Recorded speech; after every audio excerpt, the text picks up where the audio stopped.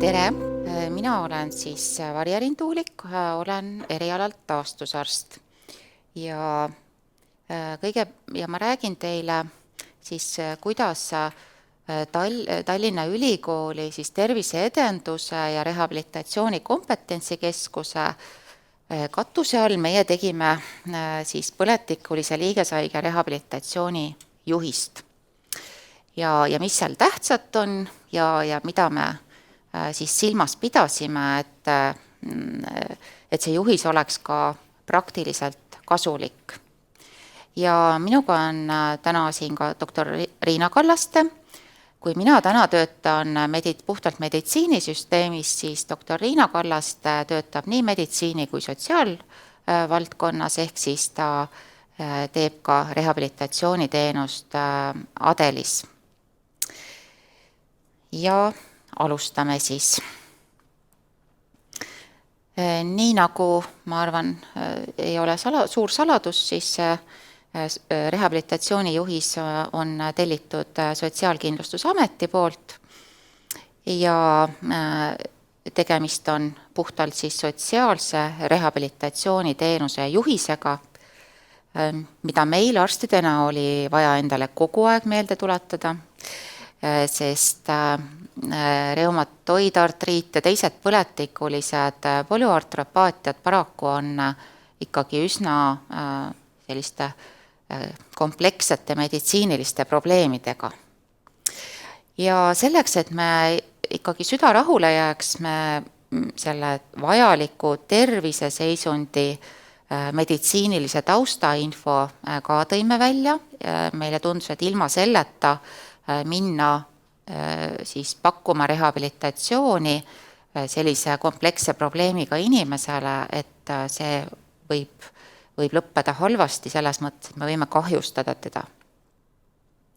Ja mida siis me ka pikalt mõtlesime ja ka vaidlesime, aga siis sellised toetavad teenused, mis tänases Eestis on niisuguse meditsiini, rehabilitatsiooni ja veel millegi muu vahepeal, nagu füüsikaline ravi ja balneoloogiline ravi, et nende selline info sai pandud siis lisana, sest ma olen üsna kindel, et väga paljud rehabilitatsioonile tulevad liigeshaiged võivad antud teemal ka küsimusi esitada ja meie siis selle juhise koostajana pidasime vajalikuks seda taustainfot ka üle vaadata ja lühidalt välja tuua. Selleks, et oleks nagu usaldust tegijate vastu, ma mõtlesin, ma ühe slaidiga näitan ära siis, kes on see katusorganisatsioon ehk terviseedenduse ja rehabilitatsiooni kompetentsikeskus. See on siis alates 2011 aastast selliste projektipõhiselt tegutsenud spetsialistide selline kooslus, kus peamine suund, või ütleme niimoodi, et on olnud kaks peamist suunda. Üks on liikumis- ja tegevusvõime valdkond, mida suuresti on siis kandnud just Haapsalu neuroloogilise rehabilitatsioonikeskuse meeskond, sealsed füsioterapeudid, tegevusterapeudid.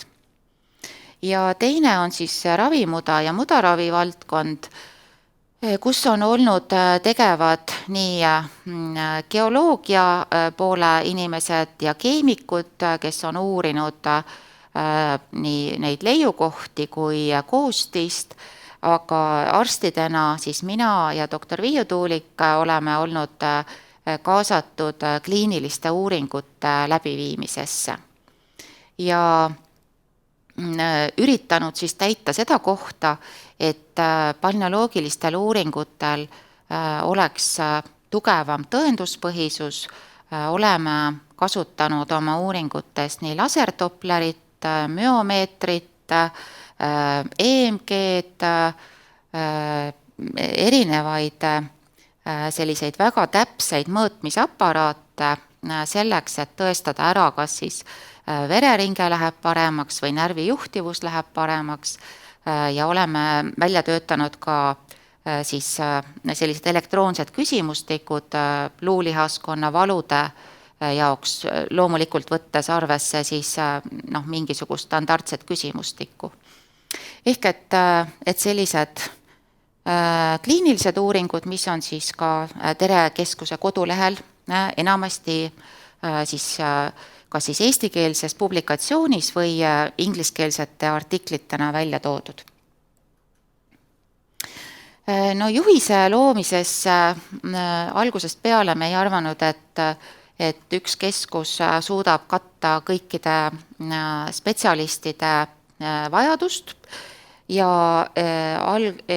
selle tõttu siis siin ei ole isegi Eesti ei ole olnud piiriks, sellepärast et tegevusterapeudi me kaasasime Prantsusmaalt, ta on küll Eestis sinna läinud, aga me arvasime, et see lisab sellist nii-öelda laia vaadet ja tema need, ehk siis Tatjana sellised sealmaal läbi tehtud käekoolitused, ortoosikoolitused on nagu lisaväärtus.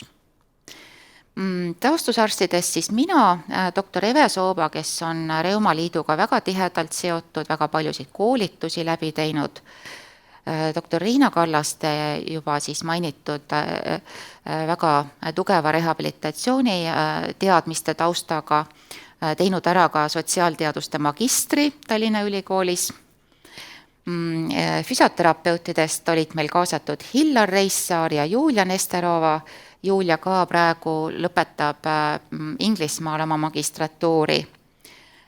Siis Katrin Klementsov on ka Adelist. Liina Vahter on kliiniline psühholoog ja neuropsühholoog. Ma ütleks, et Eesti üks esimesi selliseid selle koolkonna alusepanijaid. Temaga koos oleme tõesti tema egiidi all on siin Eestis käinud praktiliselt tõesti Euroopa sellised neuropsühholoogid ja gurud, ma ütleks. Silvia Pütsepp on kogemusnõustaja psühholoog, on siis Reumaliidu esindaja ja Eva Makienko on meie Tere Keskuse tubli projektijuht, kes kogu seda seltskonda suudab korrale kutsuda, eriti tähtaegade suhtes. Aga tähtaegadest siis nii palju, et ega liiga palju aega ei olnud. Septembris oli esimene kohtumine Sotsiaalkindlustusameti esindajatega, ma ütleks, et septembri lõpus. Alates oktoobrist oli meil valmis sihtrühma küsimustik ja taustaandmete kogumine algas ning loomulikult ka koostamine, nii et 1. detsember pidi siis tööversioon olema laua peal.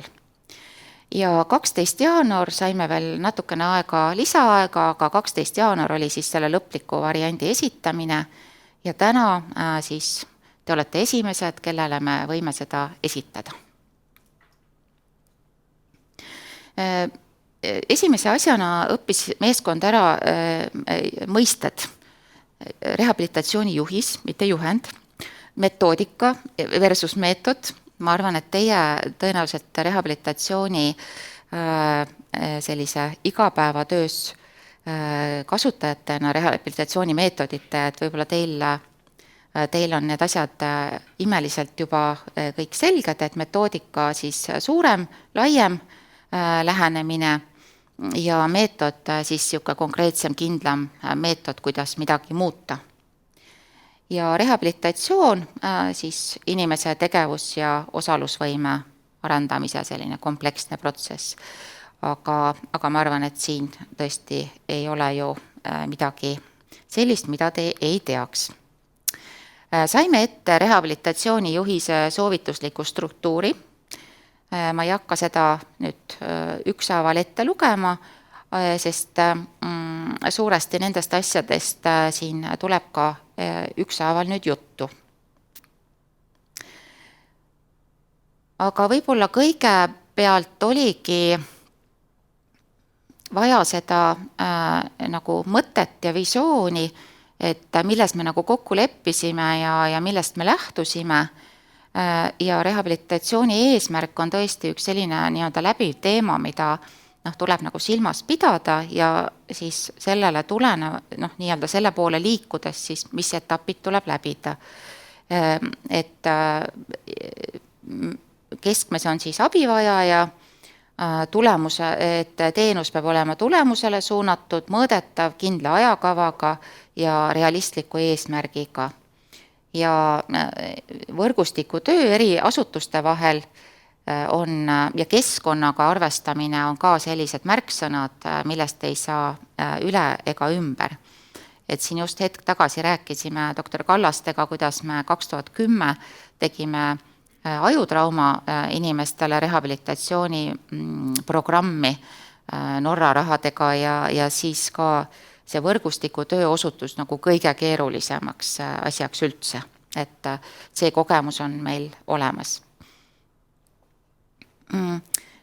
Enne kui me siis alustasime seda sellise juhise loomist, oli meil võimalus siis Sotsiaalkindlustusametile esitada oma visioon ja meie meeskonna mõte oli siis see, need kohad, mida me enda töös nagu tahtsime vältida ja ehk kitsaskohad olid see, et arusaadavat infot on vähe, inimese jaoks arusaadavat infot, et kui me suudaksime selle juhise teha nii, et ka ilma meditsiini või sotsiaaltööhariduseta inimene saaks aru. Oleme saanud aru, et mõnikord on hindamine muutunud nagu teemaks omaette ja liiga ajamahukaks, et hindamise puhul me rõhutame seda siis, et see peab olema optimaalne, on meie enda ka selline arusaam oli, et asutuse ja spetsialisti keskne lähenemise asemel peaks olema just see patsiendi või kliendi keskne lähenemine.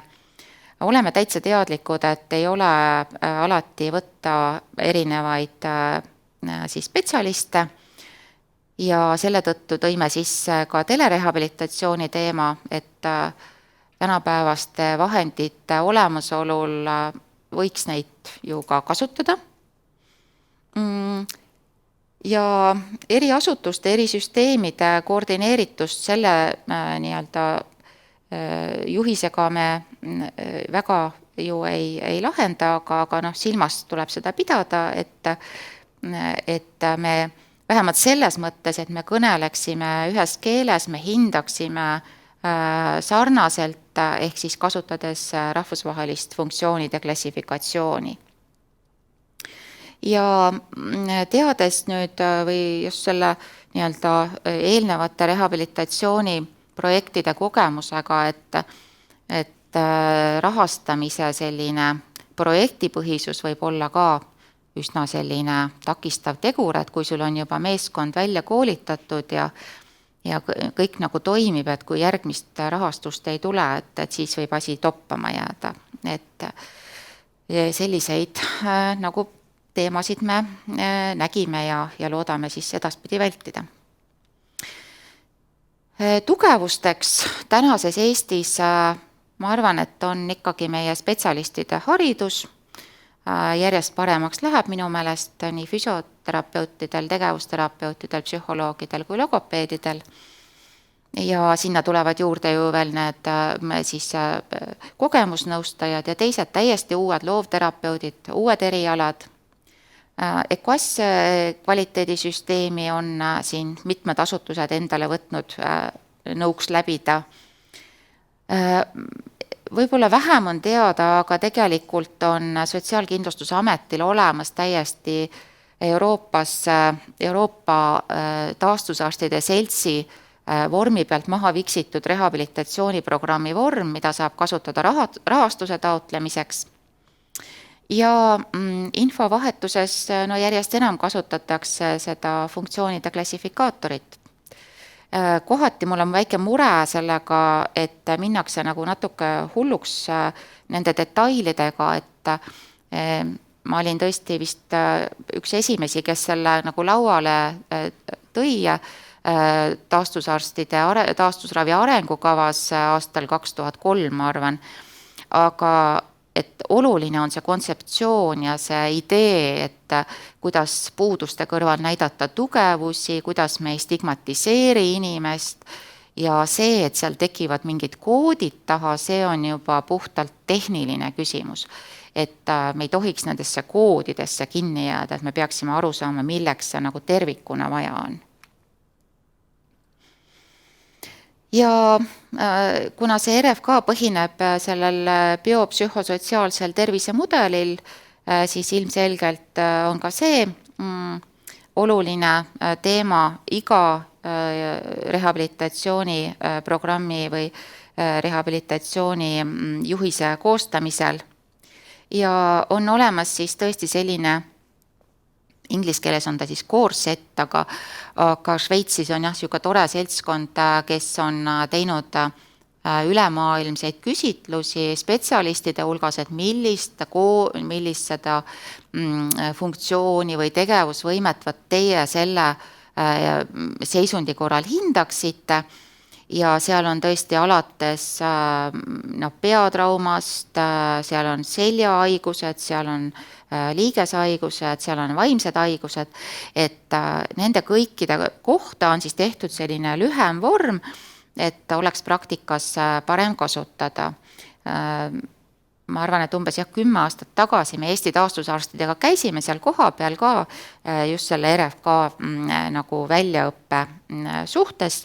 Ja see on selline koht, mida võiks usaldada ja mida võiks vähemalt, ütleme, et kui me ei taha seda 100% kasutada, seda ei olegi keegi nagu nõudnud, aga et tasub nagu vaadata, et aga mida siis maailmas sellise terviseseisundi korral hinnatakse. Vot.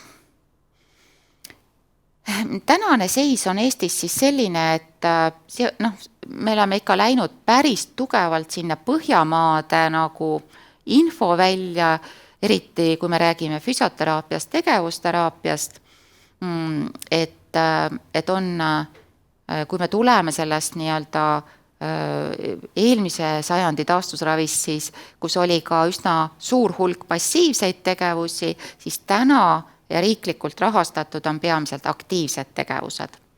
Ja praegu ma ütlesin sõna taastusravi, rehabilitatsioonis ju üsna sama nagu põhimõte. Ja siis on tulnud juurde need nii-öelda nõustamised, abivahendi nõustamised, kutsenõustamised ja haigekassa hinnakirjas on ka toitumisnõustamine, mida on selles mõttes ju hea teada, et kui inimesel on seda vaja, ja rehabilitatsioonis meeskonnas ei ole seda spetsialisti, siis inimene võiks saada vähemalt info, kus ta seda saab, kelle käest ta saab ja mis rahastusel ta seda saab. Ja medikamentoosse ravi toetajana kasutatakse ka siis balneoteraapiat, nagu ma korra mainisin, ja Eesti Haigekassa hinnakirjas on tõesti olemas vesiravi, see on siis vesivõimlemisena, ja on olemas mudaravi teatud diagnooside korral. Aga selles mõttes rehabilitatsioonis loomulikult tuleb ju anda peamiselt teadmisi, kuidas inimene saab oma eluga edasi minna, nii et aktiivne õpetamine on see, millele siis rõhuda. Aga see õpetamine ja nõustamine saab toimuda ainult siis, kui sellel õpetajal ja nõustajal on vajalikud siis algteadmised olemas. Ja patsiendiõpe ja eneseabi, et patsiendiõpe siin kontekstis siis just nimelt see rehabilitatsiooni nõustamine, aga kuna see on otsetõlge, siis andke mulle andeks. Nii. Terekeskuse üks kõige olulisem algpunkt ja stardipunkt selle rehabilitatsiooni juhise tegemisel oli siis sihtrühma kaasamine. Ja selleks, me eelnevates uuringutes oleme kasutanud väga edukalt just neid elektroonseid ankeete, ja tegime siin samamoodi siis, et olid need funktsiooni- ja tegevusvõimepõhised sellised küsimused ja oli ka mõned vabas vormis vastuste read, mida ma teile ka näitan, millest saab mõnda asja nagu üles korjata, millest saaks nagu minna korraks selle inimese kingadesse, kes seda teenust saama hakkab või saada tahab. Lühidalt käin üle korra veel meie meeskonna. Ehk siis, et projektijuht Eva Makienko, kes tegeles kogu selle tööprotsessi koordineerimisega, 3 taastusarsti, doktor Eve Sooba siis kõige võib-olla rohkem tegelenud liigeshaiguste taastusraviga, töötades Ida-Tallinna Keskhaiglas Magdalena üksuses ja doktor Riina Kallaste, nagu siin siis näha, et lisaks taastusarsti kutsele veel lastearst ja sotsiaalteaduste magister ja väga suure kogemusega rehabilitatsiooni valdkonnas. Psühholoogid Liina Vahter, Silvia Pütsepp, siis füsioterapeudid Hillar Reissar ja Julia Nesterova. Ja Tatjana Varik ja Katrin Klemetsov siis tegevusterapeutidena. Nii et esimene kuu siis küsimustiku ülevaatamine, viimine elektroonsesse formaati. Meil oli mõte, et me tahaks vähemalt 30 vastust saada, aga meil läks hästi, me saime 60 vastust. Siin antud ettekandes ma esitan seda siis, kui meil oli mingi 58 vastust, aga me kavatseme need 60 vastust ka ära analüüsida päris niimoodi korralikumas formaadis. Täna tegeleb sellega Ida-Tallinna Keskhaigla koolitus- ja arenduskeskuses meeskond, et me kutsusime endale abiväge, sest see on paraku üsna suur töö. Nii. Ja nüüd teises kuus, eks ole, töötasime selle läbi ja 3. kuus siis koostasime, siin ei ole seda nii ja nii see lõppviimistlus siis saabus. Aga jõudsime sihtrühma küsimustiku juurde, mis näitab, oli siis selline, kus, nagu ütlesin, olid need funktsiooni- ja tegevusvõimepõhised küsimused, aga me küsisime ka ikkagi, et kes see inimene on, loomulikult oli küsitlus anonüümne, me küsisime, kas ta on saanud rehabilitatsiooniteenust, kas ta on saanud Töötukassa rehabilitatsiooni, on ta saanud taastusravi, mis vanuses tema on, mis haridusega tema on ja kas ta on saanud siis neid teenuseid, mida ta on ihalenud. Ja siin selles mõttes doktor Eve Sooba just enne, kui ma talle seda ettekannet näitasin, ütlesin, et tead, et tegelikult mul on väga hea meel, et me saime sellise nagu aktiivse tööealise seltskonna sinna vastama. No loomulikult tuleb endale aru anda, et mõnes mõttes elektroonne küsimustik nagu selekteeribki selle välja, kes vastab. Aga ma arvan, et see ei ole paha variant nüüd hakata siia peale head programmi ehitama. Aga lihtsalt klõpsime need läbi, et tõesti enamik on meil vanuses 40–65, haridustase on pooltel vähemalt kõrgharidus ja siuke keskeri või keskharidus. Haiguse kestvus on üle pooltel üle 10 aasta. Siis tööl käivad 73% vastanutest.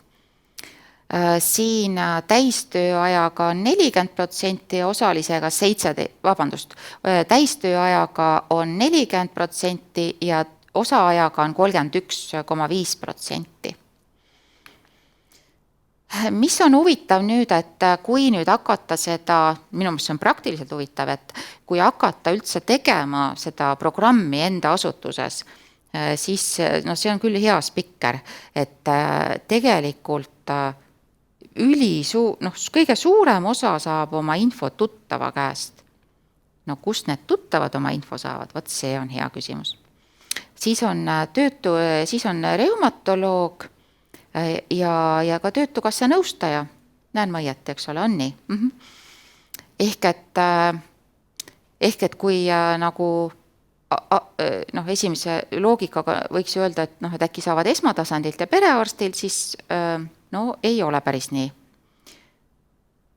Kui keegi tahab kommenteerida, mina olen väga huvitatud kuulma vastuseid, aga me võime pärast seda nii-öelda lõpus teha. Nii, sihtgrupi profiil, see samamoodi läks nüüd töötlusesse, me kahjuks see viibis, aga sellel nädalal ma saan kätte selle ka täpsema nii-öelda kokkuvõtte, aga suures plaanis, mis nagu üldse see asja mõte oli uurida ka seda, et kas on üldse hinnatud nende funktsioone ja tegevusvõimet. Ja 43% ütleb, et neid on siis programmi sisenemisel ja väljumisel ka siis testitud või hinnatud. Nüüd tegevusvõime piirangutega samamoodi küsisime, et palju ühte või teist muret esineb. Siin vasak siis ääres on näidis, et kuidas me erinevad kategooriad jätsime tõesti ära kõik need numbrid ja koodid ja asjad, mis inimese jaoks ju ei ole olulised, meie ise teame, mis see on, aga inimese jaoks me lihtsalt sõnastasime selle eestikeelse küsimusena. Ja kui me ütlesin, et keskkonda tuleb kindlasti arvesse võtta, siis minule väikseks üllatuseks ikkagi keskkonna mõttes ei olnud nagu torisemist liiga palju või et ei olnud nurinat, et pigem oli see, et jah, ma olen nõus, et pigem olen nagu saanud või et ei olnud midagi, et üldse pole saanud mingit kodu kohandamist või abivahendeid, et see oli nagu positiivne. Spetsialistide vajaduse juures tore on, et taastusarste ka vajatakse, eks ole, see on 69% täitsa. Füsioterapeute 87% tahaks näha oma rehabilitatsiooni meeskonnas. Aga vaadake, kui suur on toitumisterapeudi nagu vajadus, 60,7%. Et selle peale nagu tasub täitsa mõelda. Et tänapäeval toitumine ja siuke üleüldine põletikureaktsioon, et see ikkagi on omavahel seotud. Ja muudes küsimustes jah, siin on väiksemad protsendid. Siis oli väga huvitav ja väga praktiline küsimus, et palju siis, kui pikka ja kui intensiivset ravi te tahaksite saada. No siin on jälle see koht, kus nüüd võiks ju arvata, eks ole, et kui 1 nädal, siis nagu iga päev, kui näiteks 12 kuud, et siis nagu võib-olla tõesti 1 kord kuus, aga need päris niimoodi klappima ei lähe, et see, mis nagu spetsialisti poolt vaadatuna võiks mõistlik olla, et siin, ma arvan, et siin mõned inimesed tahaksid saada ikkagi rohkem, aga eks siin ongi see kompromisside ja mõistlikkuse koht tuleb mängu. Ja rehabilitatsiooni mahud, et siis ütleme, et täitsa võrdne hulk inimesi tahaks saada rohkem kui 50 tundi või 30–50 tundi ja ülejäänud siis tahaks nagu vähem saada. Aga see on nüüd see koht, kus on ka rahastuse teema tuleb sisse ja seda paberi peal võib joonistada igatpidi, aga lõppkokkuvõttes tuleb leida jällegi mingi kompromiss. Kompleksne või siis protseduuridega see rehabilitatsioon. No mis siin näha on see, et majutusega kompleksteenus on väga populaarne. Palju väiksem osa tahab siis saada protseduure ilma majutuseta. Ja see päevaprogrammi soov on hoopis väikeses mahus, kuigi jällegi spetsialisti poole pealt vaadatuna mõtled, et miks mitte, et Tallinnas näiteks teha selline, et hommikul tullakse kohale ja õhtul minnakse ära ja saab oma voodis magada ka veel.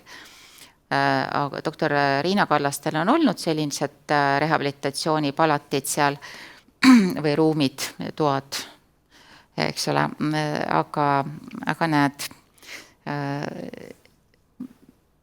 pärast võime arutada, kui populaarsed olid. Nii, ja siis alumise slaidi peal see 62,5% tegelikult tahaks saada rehabilitatsiooniteenust osutamist ravispaas, mis ei ole ka selles mõttes nagu üllatav, et olgem ausad, sellise pika kroonilise valu puhul inimese nii-öelda see sümpaatiline närvisüsteem on päris üle erutunud ja tahaks rahustavaid protseduure ka saada ja vesi teatavasti on väga hästi uuritud rahustav keskkond, et siin on, mina ütleks, et täiesti nagu põhjendatud ootus. Nii, kui me räägime nüüd, et kellega siis rehabilitatsioonimeeskond peaks koostööd tegema, siis perekond on ilmselgelt see kõige olulisem, aga päris korralikul ja austaval teisel kohal on siis kohalik omavalitsus. Ja siis tuleb tööandja. Et võt sellised järjekorrad.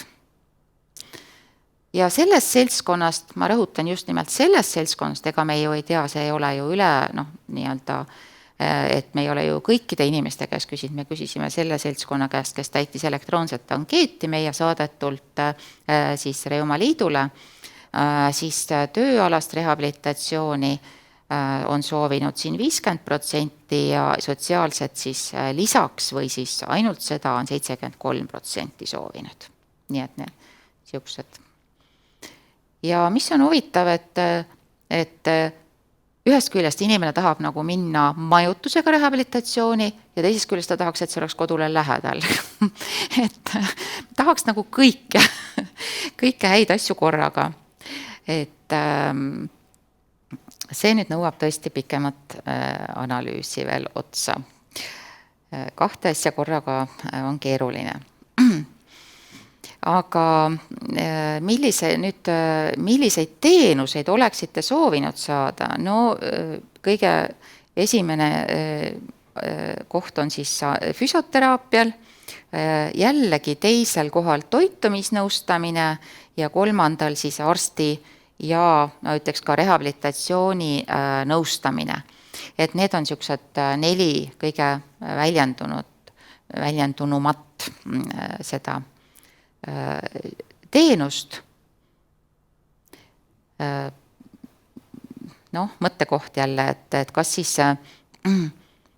teiste teenuste puhul, kas see juba saadud kogemus ei ole olnud nii võluv või nii kasulik, et tegelikult ma ise ju arvaks küll, et loovteraapia võiks olla kroonilise valu puhul ka väga-väga hea võimalus, aga võib-olla tuleb seda lihtsalt ka tutvustada rohkem. Nüüd need vabad küsimused või need küsimused, et siis mida vabas vormis küsimused. Ma ei hakka neid isegi ette lugema, visake korraks pilk peale.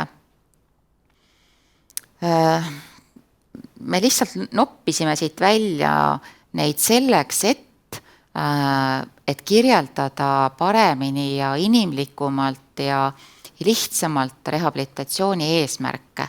Et siit näiteks aktiveeritud lihased, ma ei oleks ise küll osanud seda nii hästi öelda.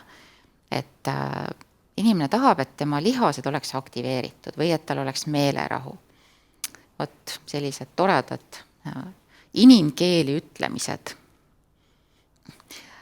Asutuse koha peal oli hästi palju, et ei oska soovitada, ei oska öelda, aga mõned siis spaad olid välja toodud, nii Värskat kui Pärnut.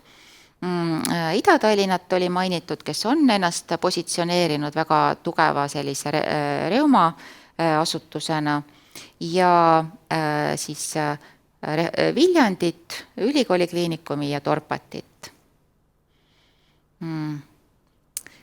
Siis puudused, mida inimesed on kogenud, jällegi oli ka selliseid pikki ja natuke väga personaalseid jutte, nagu see Viljandi vahet sõitmine, mida ma ei kujuta üldse ette, et miks see pidi nii olema. Aga spetsialistide vähesus, pikad järjekorrad, teenusele keeruline saada või spetsialisti kvalifikatsiooni on ootuspärane, et see on nagu selline jällegi, mida tasuks kõrva taha panna, kui hakata oma programmi tegema. Nii, ja mis teeb siis rehabilitatsiooniteenuse teie jaoks edukaks? Hea meeskonnatöö, head spetsialistid, see kodust välja variant kindlasti paljudel, siis personaalne ravi, saan olla see, kes olen, jällegi kasutatud ära ühe sellise eesmärgi sõnastamisel. Ja soovitud tulemuse saavutamine, mis iganes see tulemus siis on. Ja veel mõned siis asjad otsa, alates sellest, et spetsialistid on olemas, et momendi olukorda arvestatakse, et vaimset poolt toetatakse ja siis seda füüsilist võimekust ka sellele nagu saab trenni teha. Ja siin on jällegi, nii palju kui on inimesi, on erinevaid soove, et 3 päeva järjest statsionaarsena, 3 päeva ma ei oleks selle peale jälle tulnud, aga näete, sobib mõnele, siis kompleksne teenus, just kus on ka basseini kasutamine või erinevad teenused stabiilselt ja iganädalaselt. Seinast seina. Ja mida me siit kaasa võtsime või mida me siis nagu tahame, et me siis proovisime teha nii paindlikku selle nii-öelda kokkuvõtte, kui üldse olla saab, ehk et inimene ikkagi saaks seda, mida ta vajab ja selles formaadis, mida ta vajab. Nii. Veel oma nii-öelda sai ju mõeldud seda, et tõesti erinevad vanused, erinevad lähenemised, ilmselgelt, kui on haigus olnud üle 10 aasta, siis ka ravid haiguse alguses olid palju ebaefektiivsemad. Tänased reumahaiged noored ilmselt saavad paremat ravi, ilmselt nende olukord ja seisund tulevikus on teistsugune. Küll jah, on need ühiskohad, need väsimus ja põletik ja need asjad, aga tahaks väga loota, et selliseid koledaid liigeskontraktuure noortel enam ei tule. Aga mis on nagu ühine, on tõesti see, et asukoht ei ole nii oluline kui sisu. Ja kindlasti tuleb spetsialistide koolitusele väga suurt tähelepanu pöörata. Ja iga meie meeskonna liige siis otsis välja ka informatsiooni, igalühel oli oma lõik ja oma niisugune nagu fookus ja doktor Riina Kallaste võttis ette siis just rehabilitatsiooni niisugused üldteemad ja siin need on niisugused reumahaige suunad, eks ole, valu vähendamine, liigesfunktsiooni taastamine, lihasjõu säilitamine, siis haiguse progressiooni pidurdamine ja siis ka elukvaliteedi parandamine ja töövõime säilitamine. Aga see, et kas inimene tõesti siis seal tööl nagu vastu peab, et see sõltub nüüd juba ka töö iseloomust ja töökorraldusest, tööga rahulolust, töökaaslaste toetusest, nii et see tööalane rehabilitatsioon võiks siis alata enne seda töö kaotamist, et toetada inimest, kui talle see töö vähegi sobib ja meeldib ja on jõukohane, et siis natukene paindlikkust ja võib-olla see töö kestab kauem. Nii et võib-olla mõned vihjed juurde, aga mõte jääb samaks, et tööalased mõjurid on väga olulised reumahaigusega inimese töö jätkamisel. Ja siin mõned vihjad nagu autonoomia ja paindlik tööaeg ja töökeskkonna kohandamine on need siis, millega saab seda tööelu toetada inimesel. Metoodikad, see on siis see laiem vaade, eks ole, millest me juba natuke rääkisime, on see biopsühhosotsiaalne mudel, meeskonnatöö erinevad variandid, mis jooksevad läbi kõikidest uuringutest, siis CAR-metoodika ja mida me kindlasti tahtsime sisse tuua just selle tõttu, et spetsialiste väga ei ole, aga võib-olla kuskil on ja minul ei ole, et ma saaks teda kaasata, on telerehabilitatsioon. Ja doktor Evesooba algusest peale kogu meeskonnale siis doktor Evesooba väga rõhutas, ütleme niimoodi, korduvalt rõhutas, et põletikuline liigeshaige on just need nii-öelda füsioloogilised ja põletikulised protsessid, mis nagu kehas toimuvad, et on väga-väga erilised võrreldes võib-olla mõne teise haigusseisundiga ja et doktor Soobal ja doktor Butšelovskal on väga hea kokkuvõttev artikkel Eesti Taastusarstide Seltsi poolt avaldatud, on erinumber eelmise aasta maikuus, taastusravi Eesti arsti erinumber, kus on siis nii kroonilisest valust kui reumatoidartriidist ja põletikulistest haigustest, nii et kui te kuskilt selle kätte teate, see on elektroonselt Eesti Taastusarstide Seltsi kodulehel olemas, nii et võite sealt seda doktor Sooba artiklit juurde ja lisaks lugeda. Ja juhise loomisel siis vaatasime ka erinevate maade erinevaid programme, võtsime sealt neid teemasid, mis võiksid sobituda Eesti rehabilitatsioonisüsteemi. Ja sõna holistiline lähenemine on ka läbiv, ehk siis, et erinevate eluvaldkondade ja erinevate tervise erinevate aspektide arvestamine. Ja siis lisaks tablettravile kindlasti see mittemedikamentoosne pool. Ja doktor Evesooba kiitis heaks ka selle slaidi, öeldes, et tõepoolest, et siin need nii-öelda läbivad vaevused nagu valu, unehäire, jõuetus, kui me räägime liigeshaigusest, et siis kui koolitust ei ole olnud, siis ei pruugi ju ka füsioterapeut või keegi teine spetsialist, kes ei ole selle seltskonnaga töötanud, arvata, et see kõige võib-olla häirivam asi ongi see jõuetus, mitte see liigesvalu või liigesliikuvuse piiratus. Et elukvaliteedile on nendel niisugustel üldsümptomitel mõnikord isegi palju suurem mõju. Ja need langetavad seda elukvaliteeti. Ja siin samamoodi, et need liigese deformatsioon on juba ju tegelikult see nii-öelda suur pika teekonna lõpptulemus, et enne seda on ju palju valu, väsimust ja kõike muud.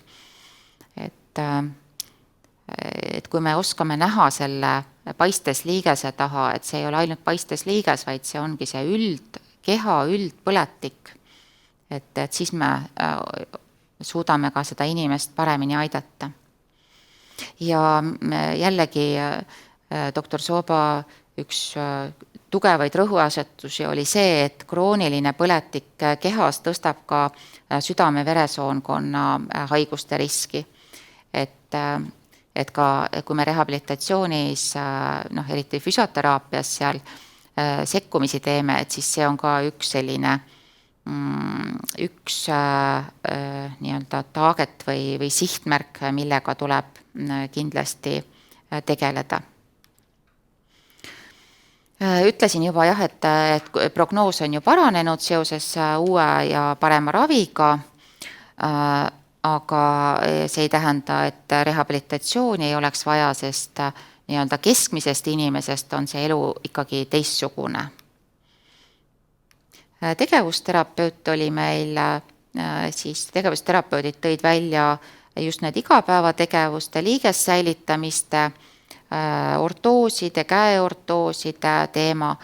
Väga huvitav on ikkagi metoodikad ja meetodid väsimusega toimetulekuks, mis on ja energia säästmiseks, et võib-olla see nagu jällegi võib kahe silma vahele jääda, aga see on alus sellele, kuidas inimene üldse oma päevaga õhtusse jõuab. Ja muidugi siin elustiili muudatused, kodukeskkond ja üldse keskkonna kohandamine.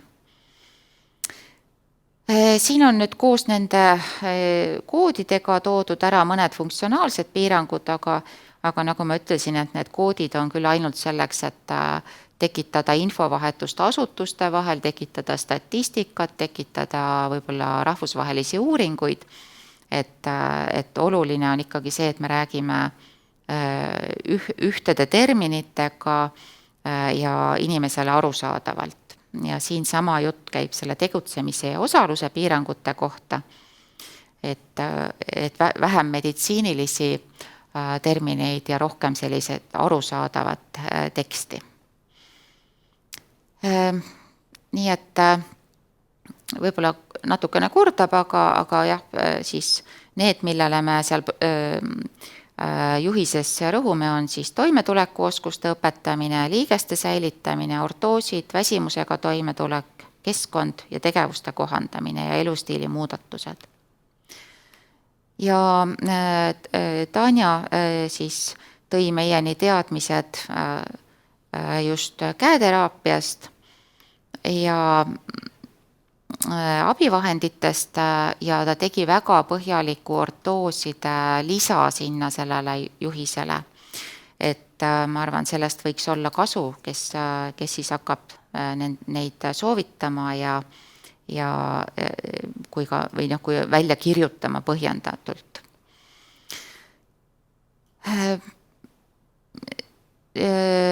Tanja ühes või selles mõttes, et ega kuigi tegevusteraapiat väga ei seostata passiivsete ravidega, siis tegelikult ikkagi kontraktuuride ja valude puhul on ka see teema, kas ta nüüd läheb rahastuse alla niipidi või naapidi, see on omaette küsimus, aga see ei tähenda, et me ei peaks inimesele seda infot jagama, et see võib aidata või et peaksite oma taastusarstiga seda arutama. Et nii soojad, külmad, ultrahelid, laserid, pigem jah, ütleme, selleks, et mitte kahju teha, võib-olla soojaga tuleb olla kõige ettevaatlikum, aga selle kohta meil on ka siis sellel juhisel on väga põhjalik selline lisa. Ja ortooside osa on jaotatud siis puhkeortoosid, korrigeerivad ortoosid ja funktsioone toetavad ortoosid. Mida meie füsioterapeudid siis välja otsisid, on see, et eakatel reumatoidartreidiga patsientidel on ilmselgelt rohkem raskusi igapäevatoimingutes. Neid uuringuid ei ole üks, neid on mitu ja see on ka põhjus, miks siis nad võiksid rehabilitatsioonile sattuda. Ja kõige parem luulihaskonna toetav meetod on ikkagi lihastreening ja sinna juurde siis ka aeroobset treeningut. Hea treening on soojas veekeskkonnas treenimine, see on siis 32-kraadises vees, mis on meie kehale termoneutraalne ja kindlasti õpetada siis ülekoormust, käsitlust ja ennetavaid meetmeid. Et liikumist ei tohi karta, et see on nüüd kindlasti oluline teadmine. Olid ajad, kus arvati, et kui liiges on paistes, siis seda liigutada ei tohi. Täna on seisukohad selles, et tohib, ei tohi koormusega liigutada, aga selleks, et liiges liikuvus säiliks, ei tekiks kontraktuure, ka põletiku ajal tuleb pehmet sükast liigutamist ikkagi teha, et kui ise ei saa, et siis füsioterapeudi või kellegi abil. Psühholoog Liina Vahter otsis välja siis infot, kuidas reumaatiline haigus mõjutab inimese psüühikat. Ka ei ole mitte üks uuring, vaid rohkem, et siin nii depressioonist kui siis ärevusest, et seda esineb rohkem kui siis tavapopulatsioonis.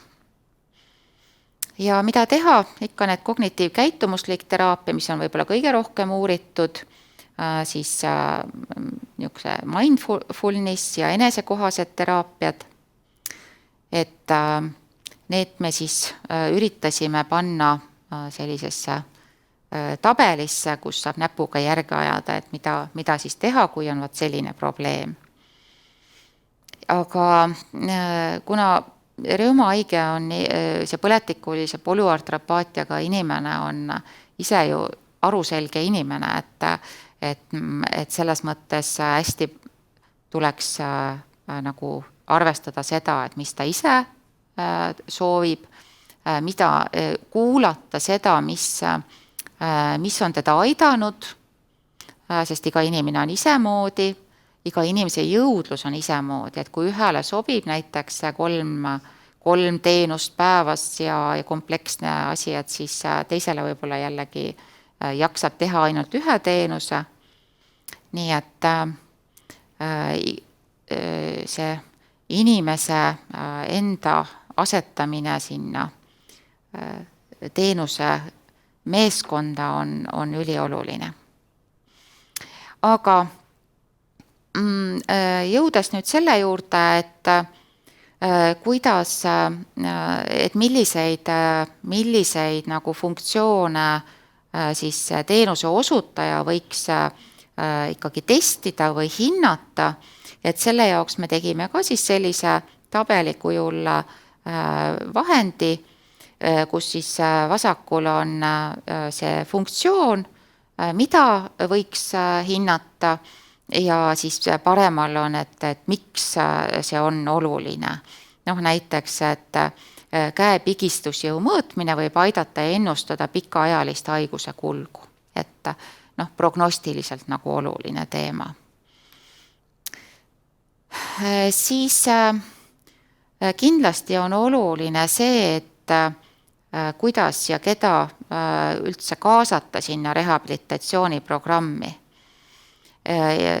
Diagnoos on üks kriteerium, miks inimene võiks sinna sattuda, aga programmis osalemise eelduseks on ka ikka see, et see terviseseisund on stabiilne, et haigus on kontrolli all, inimene peaks ise soovima oma liigeseid säilitada, ta peaks aru saama, miks see on okei, ja et kui tal on siis ka mingi eesmärk oma igapäeva või tööelu või õppimise elu nagu säilitamisel.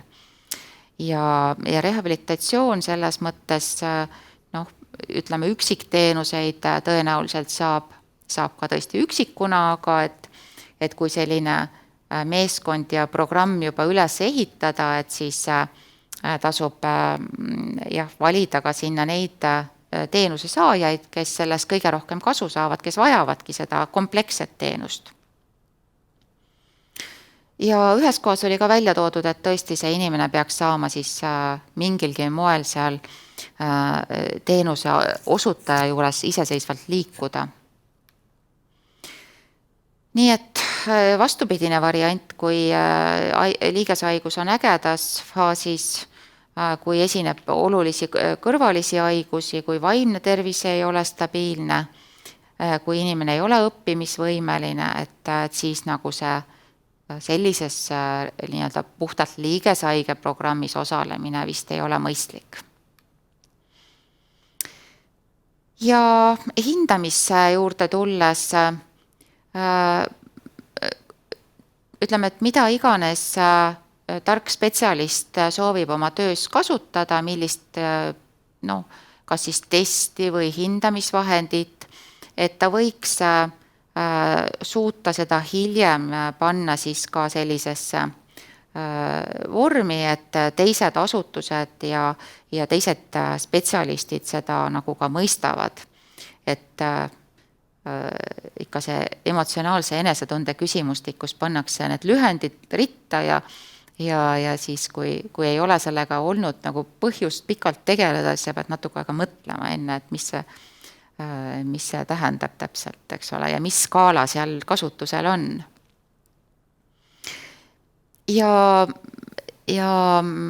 hindamine, see esmane hindamine ju tegelikult aitabki nagu jõuda selleni, kas see asutuse võimalused ja inimese vajadused on üldse nagu, kas nad lähevad matchima või kas seal on see koht, kus see asutus suudab sellele inimesele head rehabilitatsiooni pakkuda. No ma arvan, et see on nii universaalne teema, et ma ei hakka siin sellel pikemalt peatuma, ilmselgelt te olete seda ise praktikas aru saanud.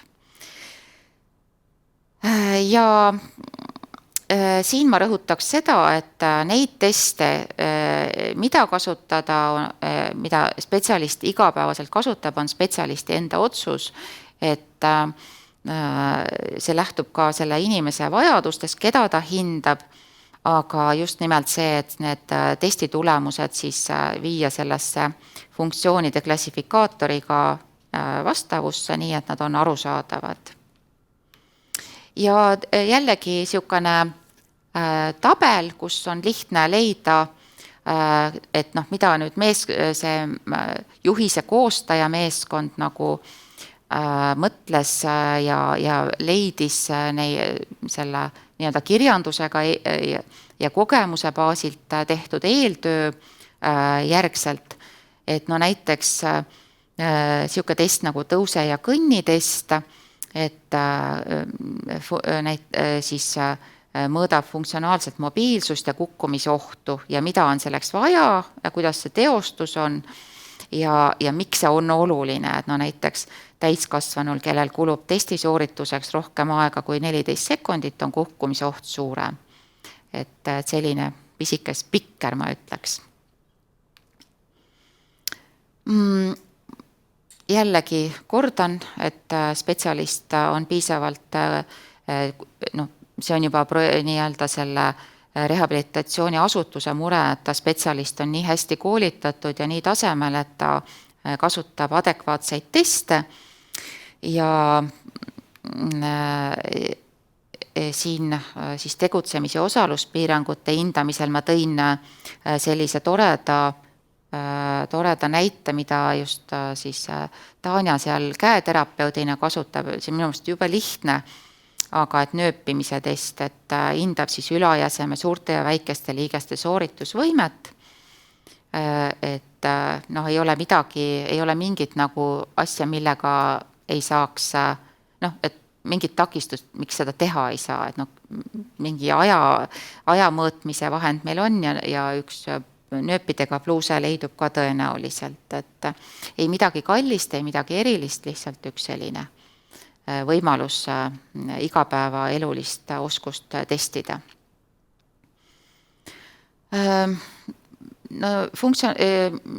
Võib-olla see ainult, et tõesti selle nii-öelda alguses ja lõpus tuleb kasutada ühtesid teste, samu teste, et siis on sellel asjal nagu mõtet ja selles mõttes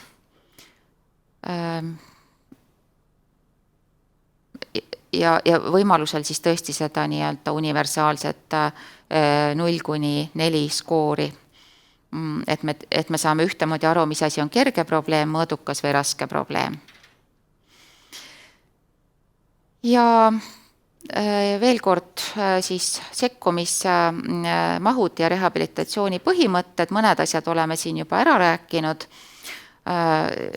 alates sellest meeskonna multiprofessionaalsusest, võrgustikutööst, individuaalsest lähenemisest, grupitöö ja kogemusnõustamine võiks olla teemaks, kui seda teenust planeerida, testimine, aga ka tegelikult see pikaajalise tegevuskava koostamine, kuna see haigus on nii krooniline ja kuskile tema ju ära ei lähe. Nii.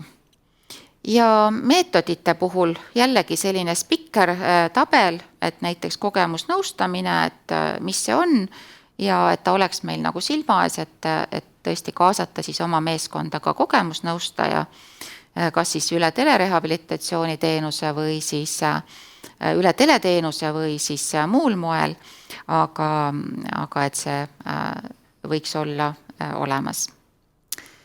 Nii et ikkagi see patsiendikesksus või vabandust, kliendikesksus. Ja kui me olime kõik need eelnevad programmid ja artiklid ja asjad läbi töötanud, siis meeskonna, selle nii-öelda koostajameeskonna selline kokkuvõte oli siis see, et tõesti kuskil 4-10 kohtumist on vaja selliseks motiveerivaks intervjuuks ja kas teda teeb siis sotsiaaltöötaja või kogemusnõustaja, aga ja see on 4-10, see on väga erinev, aga nii see pidigi olema. Meie meeskonna kogemusnõustaja seda meile ütles, et päriselus nii ongi. Ja kehaliste funktsioonide sisuliseks parandamiseks siin neid kuskil 30+ minutit treeningut 2-3 korda nädalas, vähemalt siis 12 nädalat, aga ilmselge on ju see, et ega kui siis nagu ära lõpetada, siis nii-öelda lihas jätkub ju taandarengut, nii et pigem ikkagi see peaks olema selline elukestev teema, me peame lihtsalt inimesele andma selle hea stardipositsiooni. Nii et see mõned korrad nädalas käia või käia siis harvema graafikuga füsioterapeudi juures saamas innustust selle füüsilise treeningu jätkamiseks, et on ka kindlasti väga toetav ja positiivne. Kela ehk Soome meie lähinaabri poolt pakutav variant lihtsalt ühe näidisena välja toodud, et nendel on siis 15-päevane jagatuna 3 5-päevaseks perioodiks. Jällegi hästi paindlik, saab ööbida, saab mitte ööbida ja siis oluline on see, et on nii grupiarutelusid kui individuaalseid intervjuusid ikkagi vastavalt selle inimese reaalsetele vajadustele. Kogukonna lähedane ja kogukonna põhine teenus pikas perspektiivis ilmselgelt on jätkusuutlikum, aga ega siis sellist kompleksset teenust ikkagi saab teha siis, kui see meeskond on olemas ja mingil tõenäoliselt tuleb siis neid teenuse saajaid ja abivajajaid ikkagi mingil hetkel koondada ka selleks, et neile see teenust nii-öelda kõige parimal kvaliteedil pakkuda. Nii, ja siis nii-öelda kokkuvõte, et kui kõik need eelnevad infokillud kokku siduda, siis leidsime, et on enam-vähem 5 sellist moodulit, mida võiks siis üks rehabilitatsiooniasutus pakkuda, on siis motivatsiooni moodul, liikumise ja toitumise moodul, energia säästmise ja liigeskaitse moodul, vaimu ja kehalise tervise moodul ja elukohapõhiste teenuste moodul. Ehk et ütleme, võib-olla see on natukene niimoodi, kuidas ma ütlen, et ilmselgelt saaks ka teistmoodi neid asju teha, aga samas meie sõnum on ka see, et see ei ole ju nagu kivisse raiutud, et see on lihtsalt selline üldpilt ja üldvisioon, et millised teemad peaksid olema fookuses ja võib-olla siis ikkagi koondada ühesuguste vajadustega inimesi ja pakkuda neile seda niisugust ühepäevast või mitmepäevast teenust, kus on kõik vajalikud spetsialistid kokku saadud ja kõik vajalikud teadmised seal nagu olemas, et seda jagada.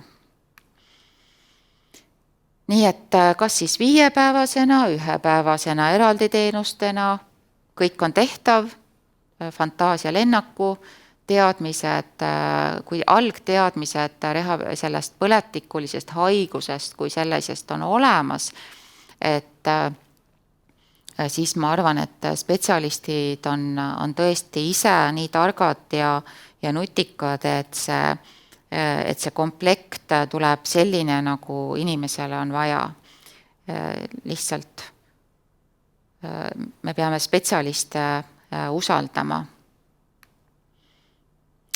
Ja rehabilitatsiooni, kui ma mõtlen selle rehabilitatsiooniprogrammi vormi peale, mis on siis seal eraldi rahastusega Sotsiaalkindlustusameti kodulehel, et seal selles programmi vormis on ka rehabilitatsiooni keskkonna kohta väga palju küsimusi ja küsimus on siis tõesti need, et kas ilmselgelt liikumispuudega inimesel peab olema siis ligipääs, kuna väga paljudel põletikulise liigeshaigusega inimestel on liikumispuue ja peab olema siis ka grupiteenuste ruum ja funktsionaalse hindamise võimekus, termoneutraalne bassein ja toitlustusvõimalus ja majutus on kindlasti suureks boonuseks. Nii et see HOMO minu jaoks on et selleks, et teha niisugust head grupiteenust, peab see sihtrühm olema väga hästi valitud. Ei saa loota, et lihtsalt ühel päeval kõik ühesuguse probleemiga teenuse soovijad astuvad uksest sisse, et see valik ise on juba päris suur töö.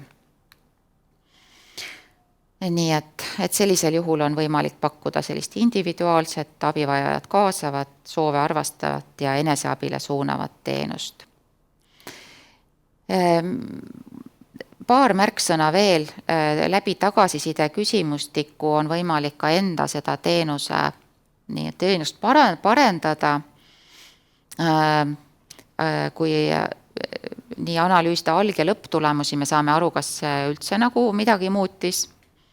Ja mõnedes programmides soovitatakse seda 1 aasta möödudes nagu teenuse saaja tagasiside uuringut. See on päris keeruline, on see 1 aasta hiljem seda teha, aga kellel see õnnestub, ma arvan, et sealt saab väga väärtuslikku informatsiooni. Nii. Ja spetsialistide puhul siin arutasime nii ja naapidi, aga siin ilmselgelt on vaja niisugust natukene erilist ettevalmistust ja koolitust ja siis selline konsensuslik seisukoht, ettepanek oli, et umbes 8-tunnine ehk siis ühepäevane vähemalt selline reumahaige käsitluse koolitus võiks olla läbitud siis nendel spetsialistidel, kes hakkavad rehabilitatsiooniga tegelema. Ja siin viimased slaidid olen ära kasutanud tõesti klientide enda sõnastuses need oodatavad tulemused, ei ole ise välja mõelnud, et siin on just see liigesvalu vähendamine, motivatsioon ennast aidata, meelerahu saavutamine, ilustast tulen toime väsimusega, liigesliikuvuse paranemine, aktiveeritud lihased ja tervislikum toitumine. Need on sihtrühma soovid. Ja tegevusvõime puhul siis parem toimetulek igapäevaelus, käte kasutamine erinevates igapäevategevustes, hea enesetunne, parem liikuvus, väga tore sõnastus saan olla mina ise, parem toimetulek õpingutega ja parem toimetulek tööelus.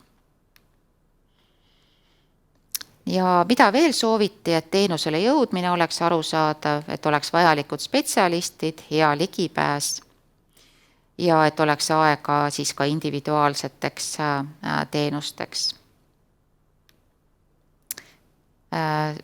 Läbiv oli siis see kompleksse teenuse teema, töökoha kohandamine ja see toitumisnõustamine, aga ka siis need füsioteraapiad saalis ja basseinis. Tuleks siis vältida bürokraatiat, siis valik oleks selge ja arusaadav, kaugus oleks adekvaatne, spetsialiste piisavalt ja käsitletaks ka siis ikkagi kehalisi probleeme, sest tegemist on kehalise haigusega. Ja programm ei saa olla liiga tihe ja väsitav, see on just see, et kui mul on see spetsialist, siis täna, siis peab see tund toimuma täna, ehk et seda ja teenuse saaja jõudlust hästi arvestav. Ja siin on üks pisikene näide teemal, millised on need toetavate protseduuride spikrid, et nii nad välja näevad, et näiteks külma aplikatsioon sobib kasutada siis, eesmärk on see, teostus on nii, tulemus on see. Vot.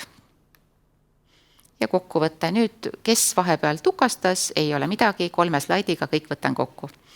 Sihtgrupp on siis põletikulise polüartropaatiaga inimene, täiskasvanud, kelle seisund on stabiilne, soovib liigesfunktsioone säilitada, taastada, omab eesmärkid paremaks toimetulekuks igapäevaelus, vajab kompleksset rehabilitatsiooni ja suudab ilma püsiva kõrvalabita siis toimetada seal rehaasutuses. Ja probleemide valdkonnad on ära toodud, tegevused lühidalt alates motivatsioonimoodulist kuni siis selle elukohapõhise moodulini, meeskonna loetelu, teenuse kestvus ja korraldus on üles ehitatud paindlike moodulitena, keskkond on siis võib olla erinev, sisu on tähtis ja oodatav tulemus on ikkagi parem toimetulek igapäevaelus. Väikesed vihjed, mis teenuse pakkujal võiks olla olemas, kuna ma just, see oli üks viimastest slaididest, ma seda üle ei loe.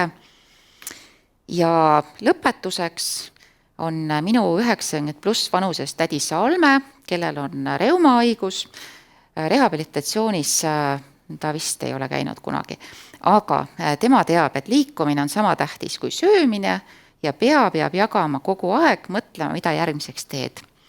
Ja sellega on tema siis sõudnud vanusesse 93, liigeseid pole ollagi, ronib iga päev trepist alla, läheb rulaatoriga küla vahele ja meil on rõõmus ja võt, et väga õpetlikud 2 lauset, mida ta kuu aega tagasi mulle täiesti juhuslikult rääkis, ma ei ole talle öelnud, et ma seda asja teen. Võt, siuke lugu. Aga siis Rõõmafoorumil on tõenäoliselt võimalik siis uuesti seda kuulata ja siis on veel Terekeskuse juubeliüritus, kus doktor Eve Sooba räägib liigeshaigustest, et kui teil tahaksite sinna ka tulla, kuupäeva peate vaatama Terekeskuse kodulehelt, see on ka kuskil ma arvan, et aprilli lõpp või mai algus. Võt. Aga minu poolt kõik ja kõik küsimused on oodatud. Arutelud. Eriti huvitav oleks kuulda, et kas oli mõni see sihtrühma küsimustiku vastus teid šokeeriv või üllatav. Aga ma palun doktor Kallaste ka siia, et kui on küsimusi, siis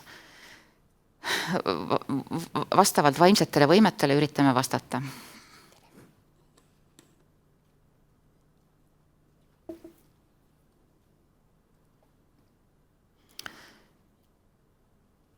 Võib saata pärast meili peale. Just, aga võib-olla Varje-Riinu jutule täienduseks ja oma kogemuste põhjal, et kui nüüd on sellised kroonilised liigeshaigused, kui on mingid kroonilise valuhaiged inimesed üleüldse, et siis hästi sobilik variant oleks selline koostöö, nüüd ütleme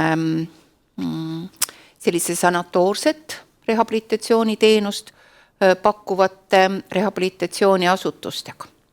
Et inimene üldiselt vajaks sellist väikest motivatsioonipaketti, võib-olla 1 kord aastas või siis 2 korda aastas.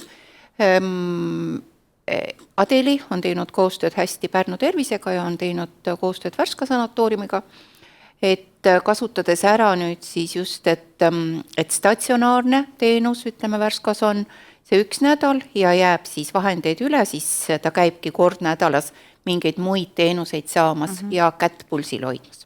Elukohapõhiselt. Et see on päris hästi töötanud, sest põletikulise liigeshaigusega inimese puhul ongi, et see väsimus on hästi suur, töökoormus on suur, ta tahaks natukene, nii nagu me kõik tahame, mingit inimlikku hoolitsust, natukene lõõgastust, et ta ei peaks tööpäeva lõpus kiiresti jooksma sinna rehabilitatsiooniteenusele, ta tahab aega iseenda jaoks.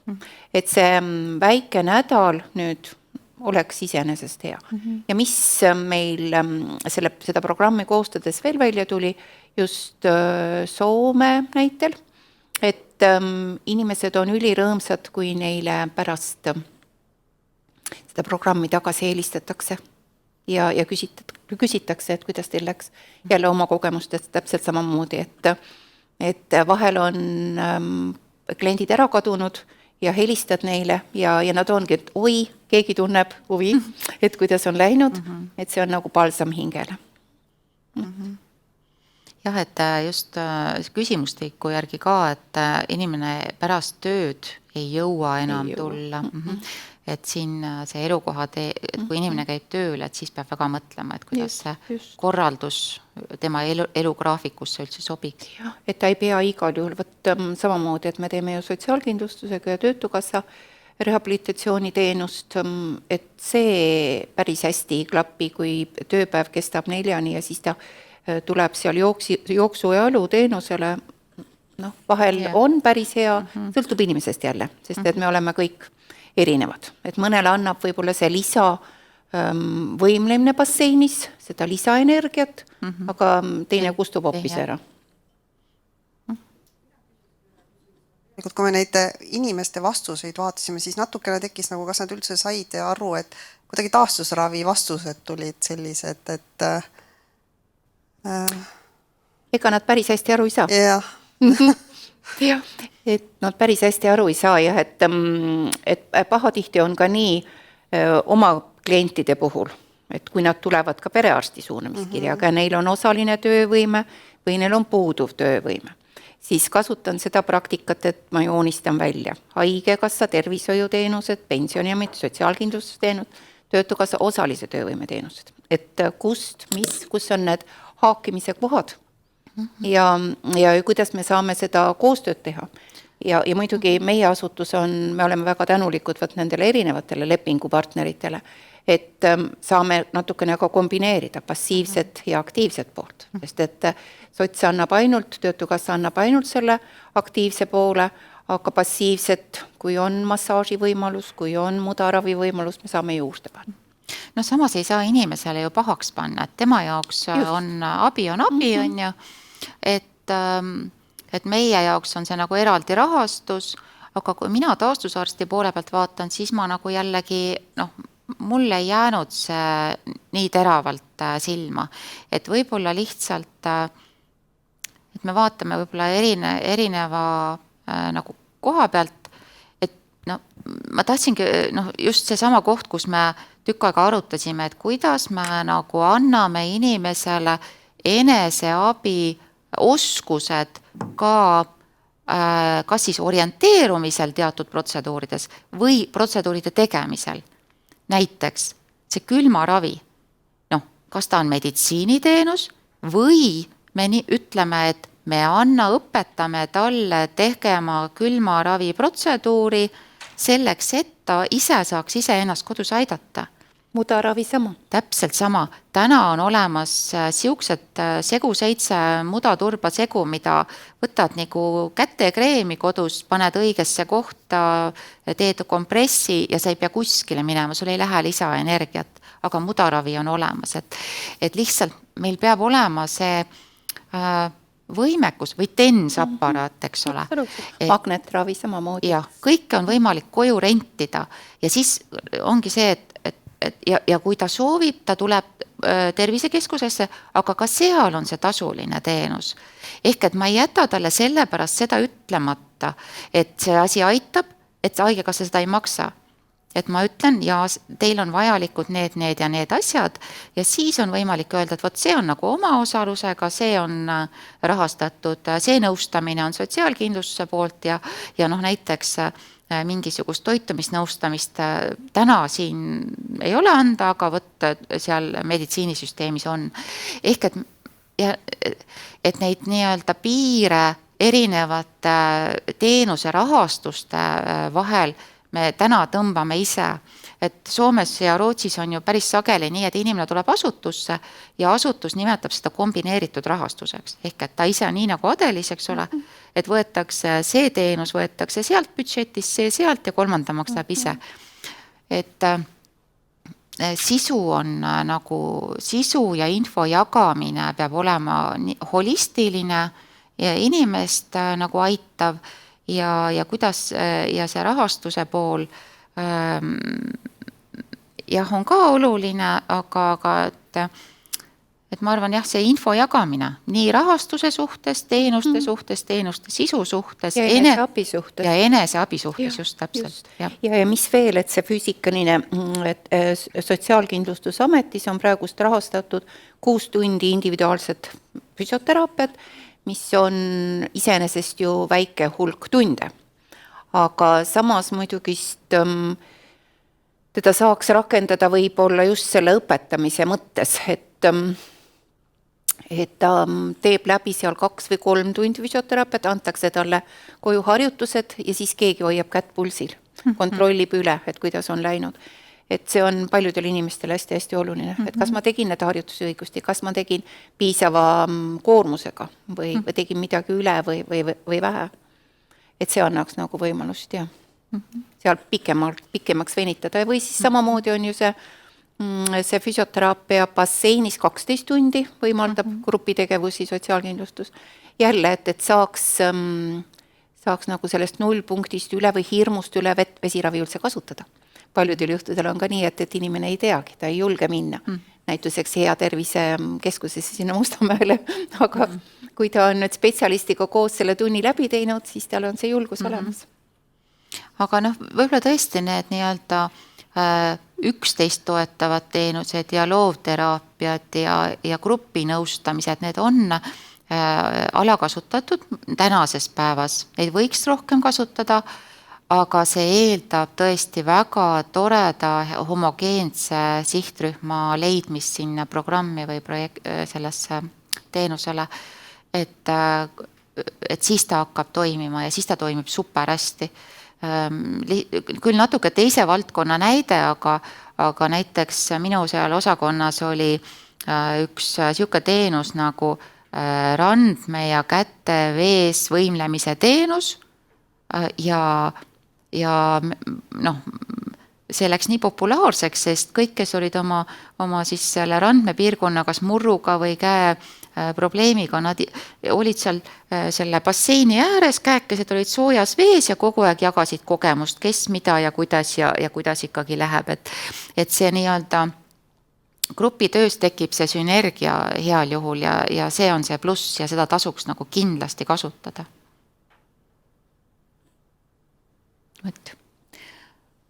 Küsimusi. Aga kui ei ole, siis ma arvan, et päev on teil nii pikk olnud, et võibki otsad kokku tõmmata ja kui vaja, siis küsida küsimusi kas siis Reumafoorumil või Tere Keskuse juubelil.